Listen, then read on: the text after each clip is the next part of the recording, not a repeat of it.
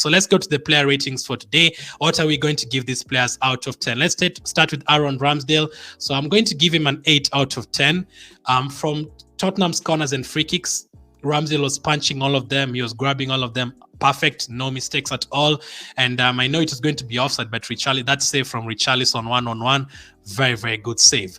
Not only that, he's kicking. My goodness. There's a pass he made in the first 10 minutes. This guy is fantastic. So I've given him an 8, but I think it could be a 7. Maybe I've given him too high. Maybe I should give him a 7. I'd understand if you guys give him a 7. But for today, he made 2 saves. He made 2 punches.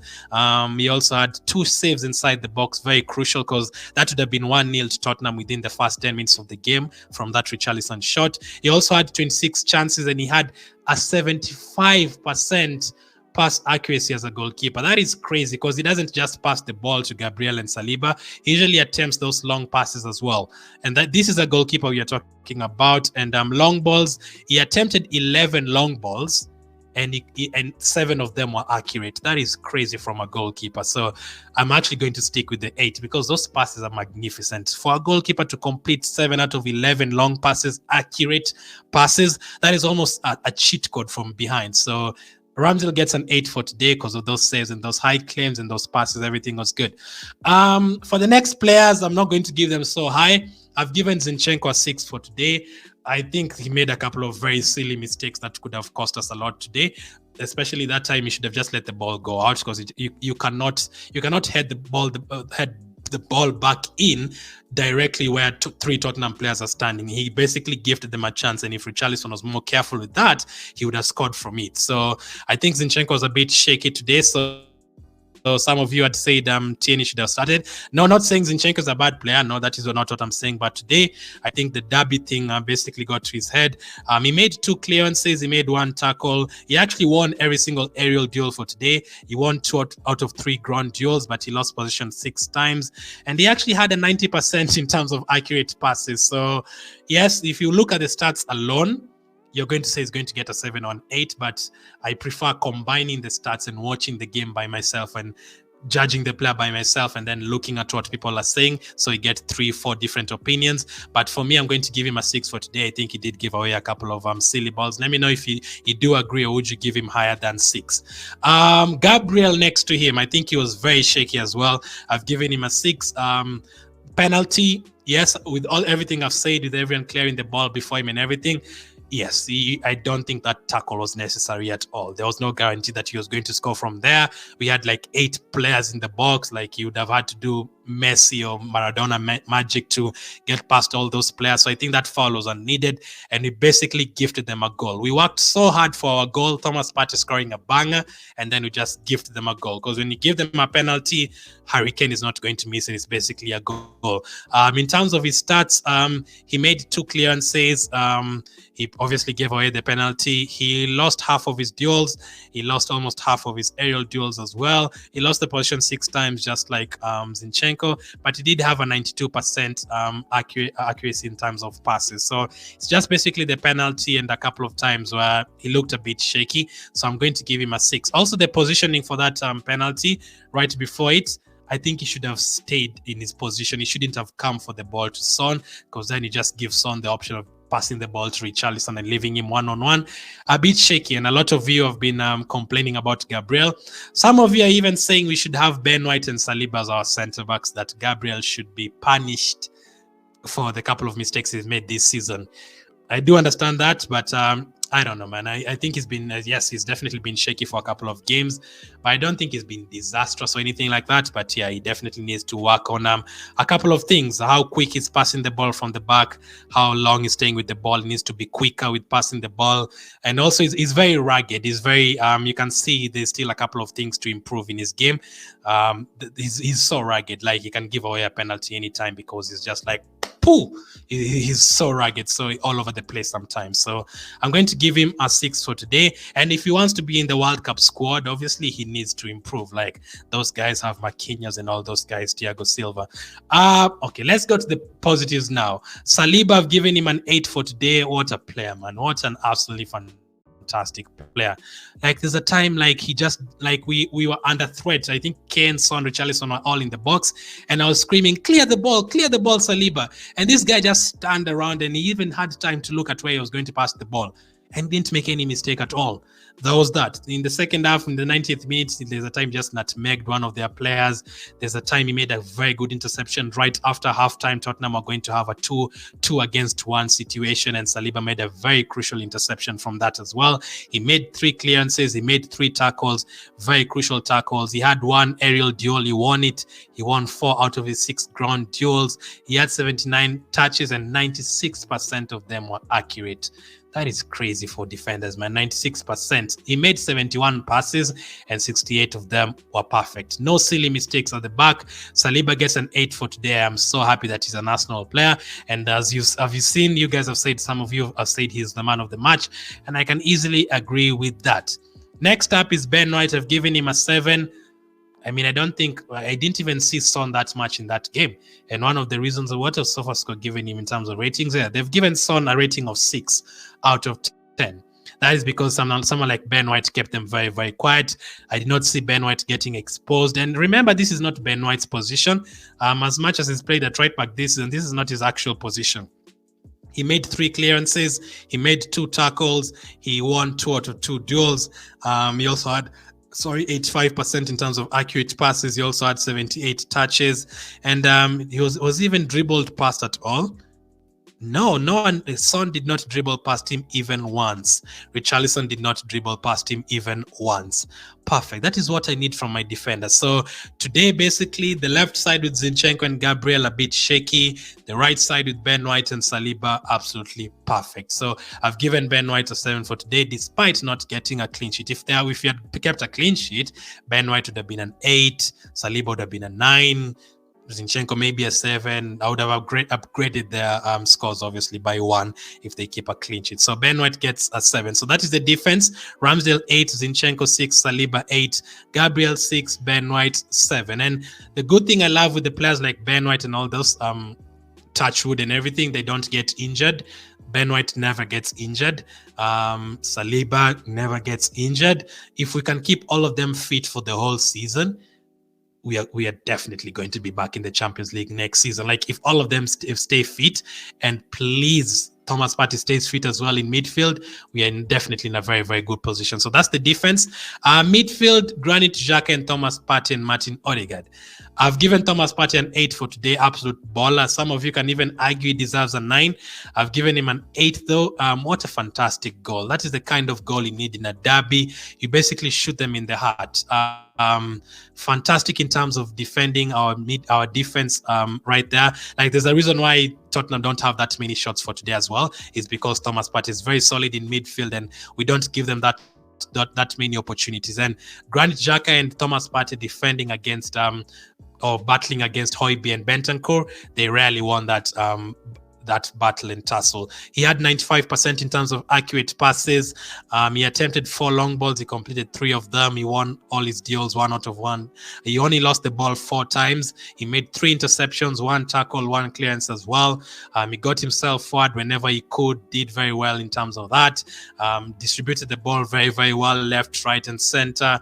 As I say, defended the back 4 very, very well as well. And his combination with Xhaka, fantastic. Nothing to complain about from Thomas Partey.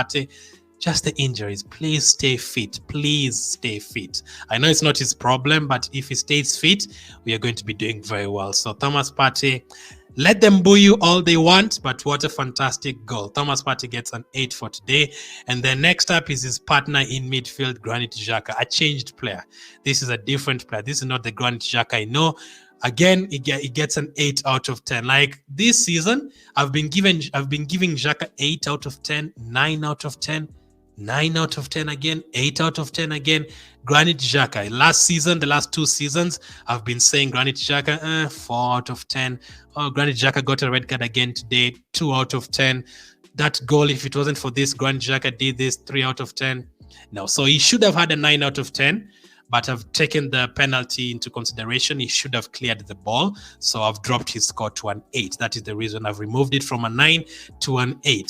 The penalty, basically, if he clears the ball, we don't concede a goal in that game. So that was the only the only fault about his game today. The clearing the ball, they should have cleared the ball. So I'm going to give him an 8 for today. Fantastic player. I saw him playing for Switzerland as well. I think they beat Spain in the first game. He played very well in that match as well. He's showing his leadership qualities. Even when he scores goals, he's telling players to keep their head in the game. Don't lose concentration. As I said, he's not picking up silly yellow cards and silly red cards these days, not at all. In a game like this, especially in a derby, this is a game I usually expect Xhaka and all these guys to pick up yellow cards as well, but he didn't today. So Xhaka gets an 8 for today. And then next up is Martin Odegaard. A bit quiet. I've given him a 6. I don't know if I'm being harsh, but I felt like he was a bit quiet today. Let me know, is that fair? Is that fair for Odegaard, or should he have at least a 7? I mean, I don't think he created that many chances or anything like that. He's actually a bit quiet. Like, if you compare this game to the game he played against Tottenham last season, there's a huge difference. Now, he had 51 touches. He had 2 key passes. He had 79% in terms of passes. We usually get higher than that from Odegaard. Shots on target, he had that one shot from outside the box. Yes, maybe he's so far very shooting the ball. And he decided to shoot the ball as well. He should do that more often. 11 times he lost the possession. He also had 3 out of 6 ground duels won. By the way, Brighton have scored 2 goals against Liverpool. I'm going to repeat it again. It looks like we are going to win the league. Liverpool 0, Brighton 2. We are going to be like 20 points ahead of Liverpool. What the hell? So Odegaard gets a 6. He was a bit quiet today. We've seen him doing very well, especially in the home games, but today a bit quiet. But nothing to really worry about, like in terms of he defended poorly or he gave away. He did give away balls once, I think, but he should have been a foul or something like that. We almost considered from it, but today I think he was a bit quiet. So I am going to give him a 6 for today. Odegaard. So that is the midfield. Hopefully I'm being fair. Xhaka 8, Partey 8, and Odegaard 6.